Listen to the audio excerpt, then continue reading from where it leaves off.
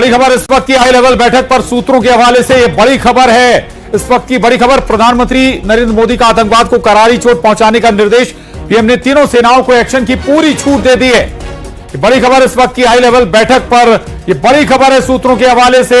प्रधानमंत्री नरेंद्र मोदी का आतंकवाद को करारी चोट का निर्देश है। और बता दें आपको कि पीएम ने तीनों सेनाओं को एक्शन की पूरी छूट दे दी है। दरअसल आज बहुत बड़ी बैठक प्रधानमंत्री आवास पर चल रही है और इस बैठक में बताया जा रहा है कि प्रधानमंत्री नरेंद्र मोदी ने तीनों सेनाओं को खुली छूट दे दी है कड़े और बड़े एक्शन के लिए। दरअसल इस बैठक में राष्ट्रीय सुरक्षा सलाहकार अजीत डोभाल, गृह मंत्री, रक्षा मंत्री के अलावा तीनों सेनाओं के प्रमुख इस बैठक में शामिल हैं। इसके अलावा सीडीएस भी इस बैठक में हिस्सा लेने पहुंचे और प्रधानमंत्री आवास पर ये बहुत बड़ी हाई लेवल बैठक, जिसमें सूत्रों के हवाले से ये बड़ी खबर है कि प्रधानमंत्री नरेंद्र मोदी ने तीनों सेनाओं को खुली छूट दे दी है कि कड़े और बड़े एक्शन के लिए जो भी एक्शन आतंकियों के खिलाफ, दुश्मनों के खिलाफ लिया जा सकता है वो ले सकती हैं। ये खुली छूट है तीनों सेनाओं के लिए। थल, जल और वायु सेना पूरे एक्शन मोड में भी हैं। आपको बता दें कि लगातार एक्सरसाइज भी कर रही हैं तीनों जो सेनाएं हैं।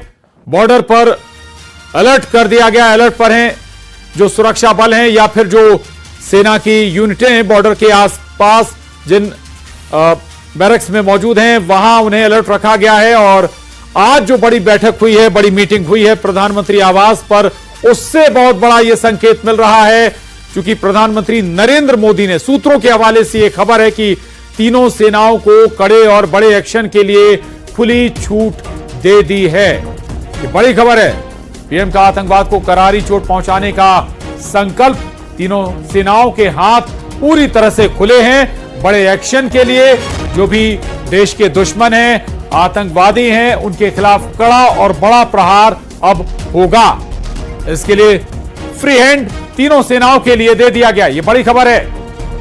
आपको फिर याद दिला दें कि लगातार सेना, थल, जल, वायु सेना एक्सरसाइज कर रही है, अपनी तैयारियां कर रही हैं और एक तरफ बॉर्डर पर लगातार मूवमेंट भी हो रहा है और एक्सरसाइज भी चल रही है, यानी अपनी तैयारियों में जुटे हुए हैं।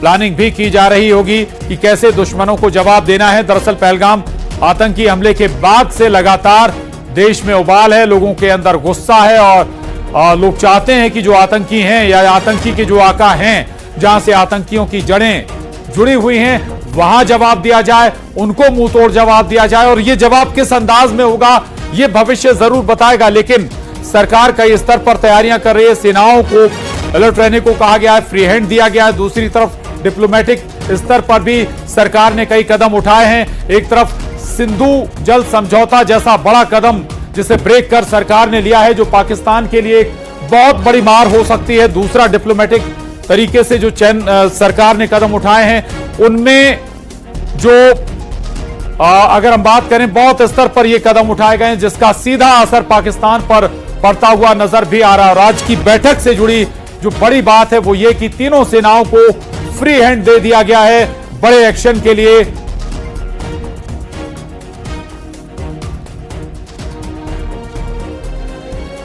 वो आतंकवाद का पूरी तरह से सफाया करेंगे, ये कहा है पीएम नरेंद्र मोदी ने और दृढ़ संकल्प भी लिया गया है आतंकियों के सफाई के लिए। और स्वाभाविक है कि इसके संकेत, यानी पिछले अगर हम दो उदाहरण देखें तो पाकिस्तान पीओके में घुसकर बड़े एक्शन लिए गए थे आतंकवादियों के खिलाफ, उनके कैंप को ध्वस्त किया गया था, लॉन्च पैड को ध्वस्त किया गया था और संभव है कि ऐसा कोई प्लान फिर तैयार किया जा रहा हो। आज जो बड़ी हाई लेवल बैठक हुई है प्रधानमंत्री आवास पर, प्रधानमंत्री नरेंद्र मोदी के नेतृत्व में, जिनमें तीनों सेनाओं के प्रमुख इस बैठक में शामिल थे। गृह मंत्री, रक्षा मंत्री के अलावा राष्ट्रीय सुरक्षा सलाहकार, सीडीएस भी इस बैठक का हिस्सा थे। स्वाभाविक है कि विस्तृत चर्चा जरूर हुई होगी और इसके बाद फ्री हैंड दे दिया गया है तीनों सेनाओं को। कैसे और किस रूप में ये सेना अपने दुश्मनों से निपटेंगी, आतंकियों से निपटेंगी, इस पर संभव है कि और विस्तृत रणनीति सेना अपने स्तर पर बनाए। लेकिन फ्री हैंड पीएम मोदी की तरफ से मिल गया है। पीएम का आतंकवाद को करारी चोट पहुंचाने का संकल्प इस बैठक के बाद नजर आ रहा है। और दिल्ली से न्यूज 18 संवाददाता संदीप हमारे साथ जुड़ गए हैं। संदीप, क्या और डिटेल इस हाई लेवल बैठक से जुड़ी हुई? देखिए, अभी बैठक जो है तकरीबन 1 घंटे से ज्यादा चली और इस बैठक में प्रधानमंत्री के साथ साथ रक्षा मंत्री राजनाथ सिंह, एनएस अजीत डोभाल, सीडीएस और तीनों सेना प्रमुख मौजूद थे। और 1 घंटे से ज्यादा इस बैठक में पहलगाम अटैक के बाद भारतीय सेना की तैयारी और बाकी जो मौजूदा हालात है उसके बारे में प्रधानमंत्री को जानकारी दी गई। उसके बाद एक ब्रीफ जो है मैसेज जो है वो आया है कि किस तरीके से प्रधानमंत्री ने भरोसा जताया। उन्होंने कहा है कि आतंकवाद को करारा जवाब देने के लिए हमारा दृढ़ राष्ट्रीय संकल्प है। प्रधानमंत्री ने यह भी कहा कि भारतीय सैन्य बलों की पेशेवर क्षमताओं में पूर्ण विश्वास व्यक्त किया है उन्होंने। और प्रधानमंत्री ने यह भी कहा है कि हमारी जवाबी कार्रवाई का तरीका क्या होगा, इसके टारगेट कौन से होंगे और इसका समय क्या हो, इस प्रकार के सारे ऑपरेशनल फैसले लेने के लिए सेना को खुली छूट दे दी है। यानी कि अब जो भी ऑपरेशन होगा उसके लिए सरकार की तरफ से, प्रधानमंत्री की तरफ से सेना को कह दिया गया है कि जो चाहे जिस तरीके का फैसला, जिस तरीके का अटैक या जिस तरीके का भी एक्शन लेना है वो ले सकते हैं, वही लेंगे और जगह, दिन, तारीख सब वही तय करेंगे।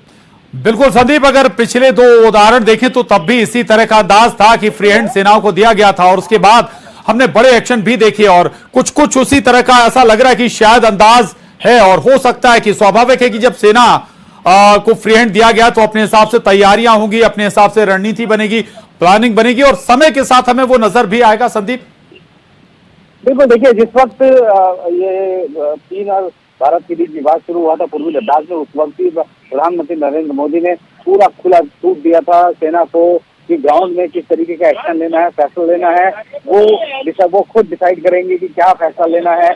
उसके लिए बार बार वहां जाने की जरूरत नहीं है कि आपको हेडक्वार्टर में जाके बात करनी है, वहां से परमिशन लेनी है। जो भी फैसला लेंगे सेना के कमांडर, लोकल स्तर के कमांडर आसानी से किसी भी तरीके के एक्शन को लेकर फैसला ले सकते हैं। तो प्रधानमंत्री ने उस वक्त भी सेना को पूरी छूट दी थी अपने हिसाब से ऑपरेशन करने। जी संदीप, ठीक है, आपका शुक्रिया अपडेट्स देने के लिए। तो कुल मिलाकर तीनों सेनाओं को एक्शन की पूरी छूट का जो एक चेहरा है ये बेनकाब होते हुए आप धीरे धीरे देख रहे हैं। और पहलगाम में हुए आतंकी हमले के बाद अब जांच का दायरा जैसे जैसे विस्तार ले रहा है, चौंकाने वाली खबरों का पर्दाफाश हो रहा है। जांच की इन्हीं कड़ियों के बीच घटना के समय का एक और सनसनीखेज वीडियो हमारे पास है और वो वीडियो उस समय का है जब गुजरात का रहने वाला ऋषि भट्ट नाम का एक शख्स जिप लाइन राइड शुरू कर रहा था। और ये वीडियो ऐसा सबूत है जिसका इस्तेमाल अब एनआईए अपनी जांच में कर रही है।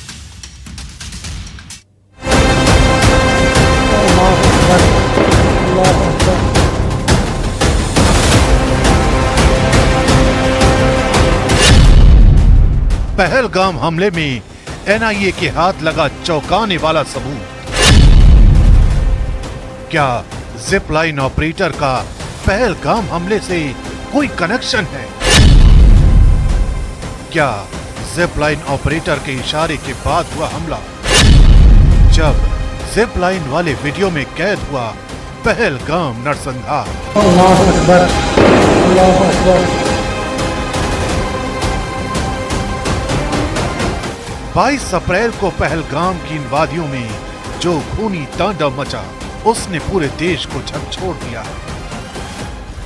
अब जो सबूत सामने आया है उसने नरसंहार की पूरी कहानी बदल दी है। इस सबूत ने एनआईए को भी चौंका दिया है। और अब सवाल ये कि क्या ये हमला पहले से प्लान किया गया था?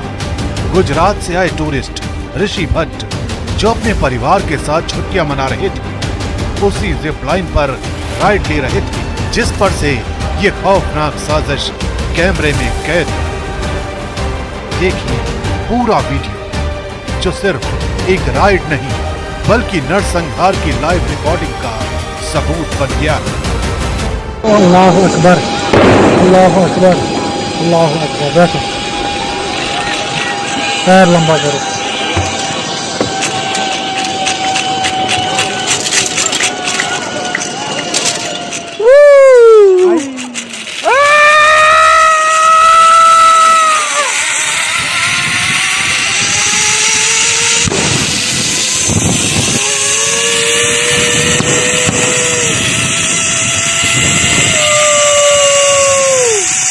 इस इस वीडियो में साफ देखा जा सकता है कि जैसे ही जिपलाइन ऑपरेटर राइड शुरू करता है, वो अल्लाह अकबर कहता है और अगले ही पल गोलियों की आवाज गूंजने लगती है।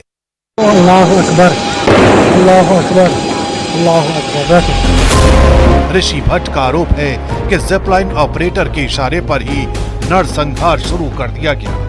डाउटफुल वो बंदा लग रहा है क्योंकि मेरे आगे 10 बंदे गए थे, वो 10 बंदों में कहीं भी उसने कुछ जिक्र नहीं किया है, बट जब मैं कर रहा था तब उसने 3 बार अल्लाहू अकबर ऐसे 3 बार बोला। दूसरा बंदा जो पीछे था वो कुछ उर्दू की किताब पढ़ रहा था।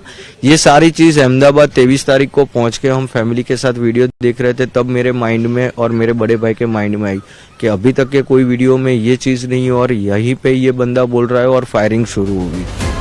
वीडियो में सिर्फ गोलियों की आवाजें नहीं है, उसमें दर्ज है डर, भगदड़, चीखें और वो खौफ जो नरसंहार की गवाही दे रहा है।